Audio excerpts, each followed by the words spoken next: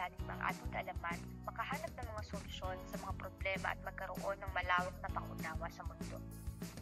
Dahil sa pananaliksik, natutunan kong maging mas mapanuri at maging handang harapin ang mga hamon ng buhay. Nakatutulong ito sa akin upang mahanap ang aking nais at buo ng mga proyekto na may kahulugan. Ang pananaliksik ay makikita sa iba't ibang aspeto ng buhay, sa edukasyon, kalusugan, teknolohiya at agrikultura.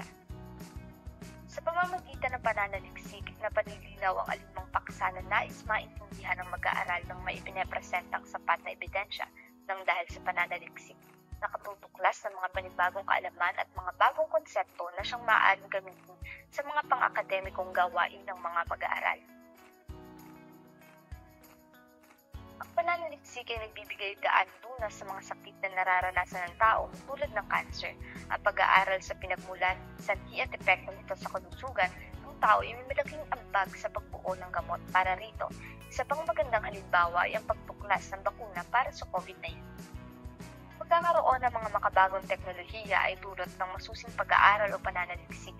Akangaring mapadali ang mga gawain sa araw-araw at naging tulay sa pananaliksik ng mga alternatibong paraan at pagtuklas ng mga kagamitan. Halimbawa nito ay ang computer at telepono.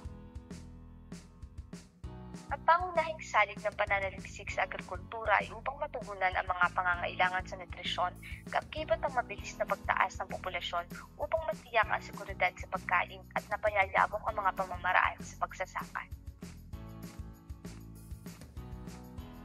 Samahan kami sa pagtuklas sa mas malalim na kaalaman at maging bahagi ng pagbabago.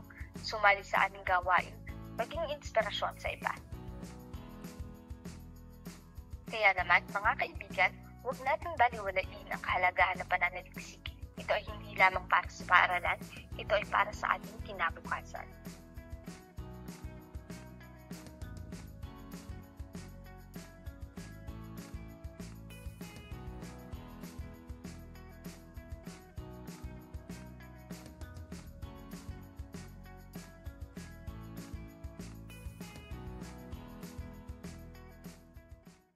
Created using Powtoon.